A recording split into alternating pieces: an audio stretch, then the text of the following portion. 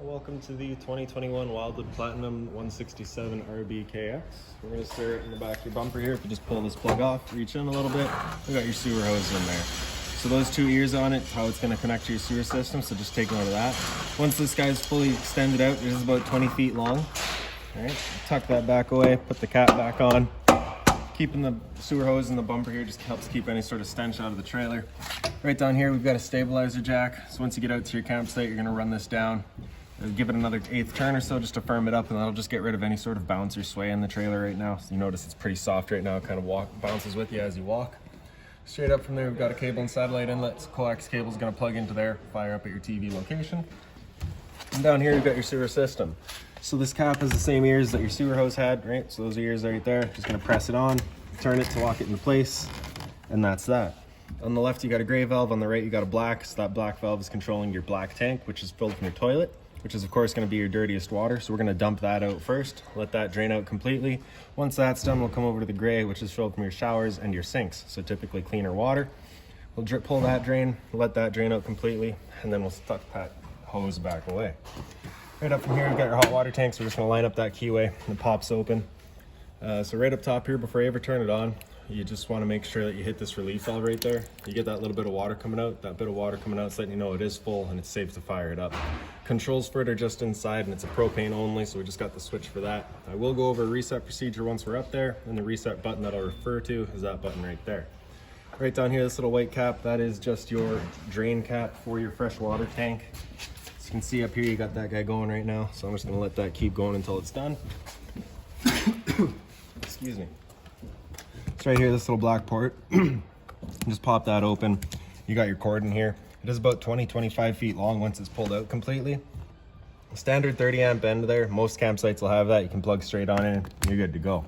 We do also provide you with a 15 amp adapter, so if you're looking to plug in at home to charge your batteries or run your fridge, you got the power to do so. Right here's your city water connection. So you're just gonna take your water hose, plug it into there, and that'll just pressurize the water lines throughout the unit. Filling up your water tank is going to be through this port right here, so you're just going to thread that off, pull it off, stick your water hose into there, turn on the water, and that'll fill up your freshwater tank.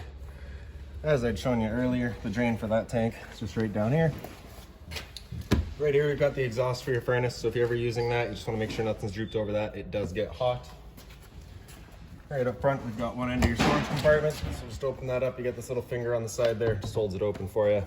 Here's the water hose we provide you with, as well as that park adapter I was just telling you about. Right? Storage compartment does see straight through to the other side.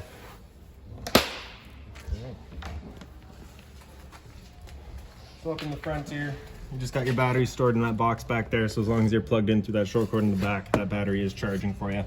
Also, in through your 7-pin into your tow vehicle, the battery is also charging. Right here, we've got your propane tank, so standard barbecue style tank. You're just going to turn this valve to open it up, and that's that. Right, standard tongue jack, one way's up, the other way's down. Over on the side here, we got this little port, just pop that open. You got to plug in for a Furion solar panel. Just gonna plug that panel into there and charges up your batteries. Other end of your storage compartments here. Right, so you can see right up on the wall there, you get that little jack. That is for running all of your stabilizers up and down. Make our way towards the back. The GFI protected outlet here, so just pop that open, you get your 2 outlets in there. Reset is just inside the unit. Right in the back here, we open that up, we just got the little outside fridge. So there we go. It is a 120 volt only fridge, so you do need to be plugged in for that guy to be working. And then right in the very back of the unit, we've of course got the spare tire. And then right beside it is your exterior shower. So you'll get a key to look just like this guy here. Stick it on into there, open her up, and you get a 3-foot hose with hot and cold water. So if the dog's out getting muddy, you can spray him off before he goes inside. And then right here's your black tank flush. So over time, you may notice you've dumped out your black tank, and you know for a fact it is empty, but your monitor panel is still reading 1/3 or 2/3, whatever it may be. You're just gonna take a water hose, stick it into there, open up your black valve, turn on the water, and that'll just flush out that tank for you, getting rid of any sort of debris that might be causing your issue. So up to your entry door here, we got your assist handle, just up 90 degrees, pops into place. Steps down here, just kind of up and out. And then flip that step over. Make our way inside. And when you first get in here, right there on your left, you've got your fire extinguisher. Pull the pin, point, and shoot. Right up here, you've got your kind of switch panel. So on the right there, we get the entry light, which just does that one light. The rest of the lights in the unit are on their own little center push buttons there. Click them to turn them on. That light switch on the left turns on your awning light. For your awning, you got this switch down here, so we're just going to press and hold the top of it, and then the awning will make its way out. One thing to keep in mind is if you do have your door open completely, it will contact that awning arm, so just make sure you're at about 90 degrees or less. We're just continuing pressing and holding that switch, and that awning will make its way all the way out. You know it is fully extended once that white flap at the end comes down. There it is. Alright, and then we'll see some tubes, and that's that. So if it were to start raining, it's of course going to be holding water, so you can grab either arm, front or rear, just pull down on it. And you can see that changes the pitch of the awning out at the head, allowing water to then run off.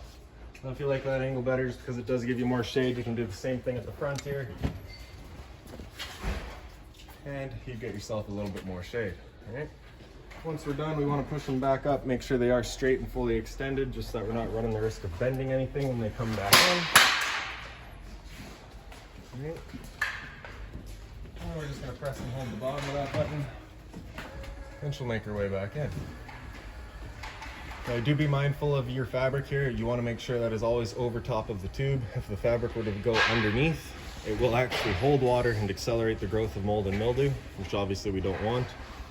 Another thing to keep in mind with your awning open is once you get up to about 15-20 kilometers an hour of wind, it is just a big wind catch. It takes it, and you do want to bring it back in just so that you're not bending anything, right? Okay. So to the left of your light switch there, you've got the water heater. So turn that switch on. You get that light up there, letting you know it will start.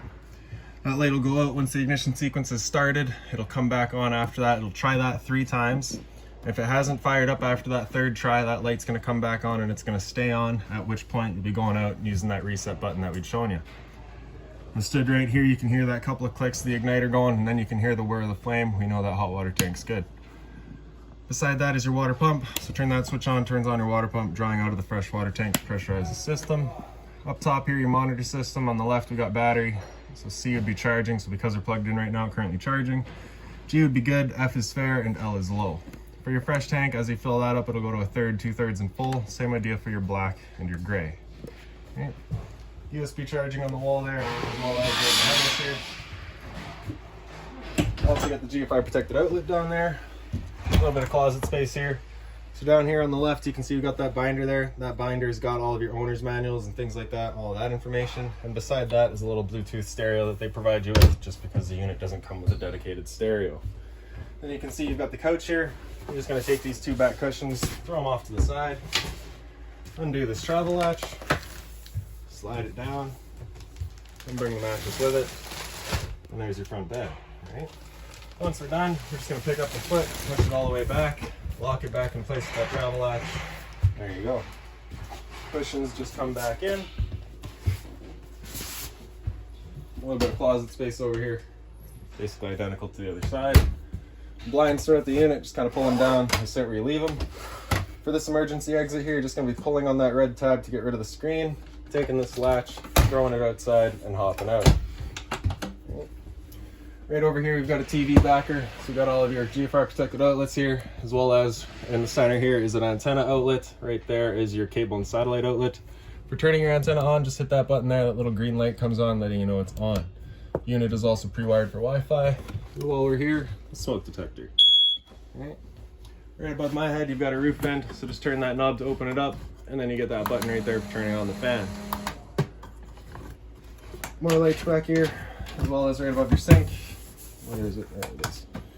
And of course, right above your stove. So we've got the light switch as well as the fan. So of course, propane stove is putting off fumes whenever you're using it. You want to make sure that fan is on, evacuating said fumes. Bifold cover, it's just going to flip back. Hit that light there to turn on the knobs. And then you can turn it over to light, and you see it fires right up. The reason I say turn on that light is because if you don't have that light on, your igniter does not work, right? So make sure that's on, and then it'll fire up. Below that, we got a little bit of drawer space, and then we got your furnace down here.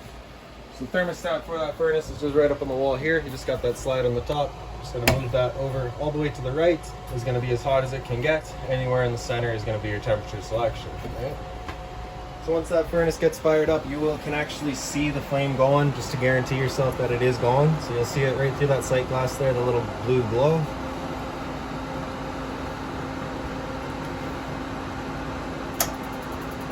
There we go. Right. And then when you're done, you're just going to take that top slider, move it all the way over to the left until you feel it click, and then it's off. Right. Microwave here is pretty standard, just like home. A little bit of space beside it. Sink with the hard covers, so you can actually put, you know, like a hot pot or whatever can slide over onto this rather than burning right through a plastic one.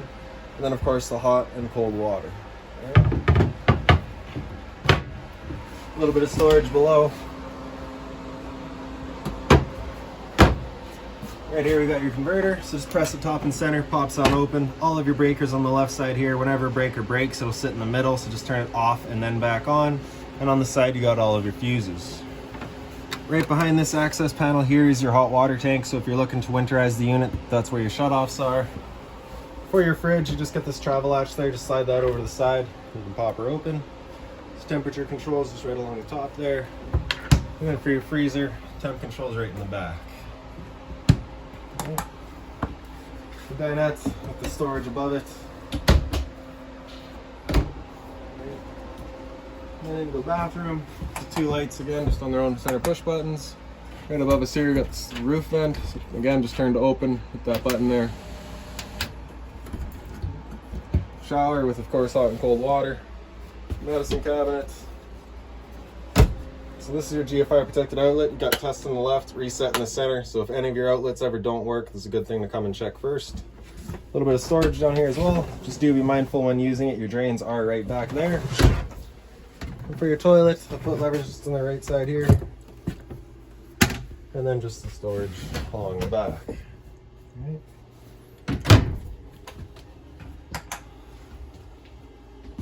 Okay. AC. So you just get these two knobs here. You get low fan and low fan again. I wish I could tell you why. And then high fan. And then we get low cool. So that's where your cooling's actually going to come in. You'll actually start getting that cold air with the low fan. And then high fan with cooling. Right? So in the back here, you do have this temperature selection knob. That would be used if the unit were to come prepared with a heat pump. The unit does not have the heat pump in it. We've got a dedicated furnace, so we're just going to be leaving that knob on cold all the time. Right? If you've got any other questions on the unit, please feel free to give us a call, 204-237-7272.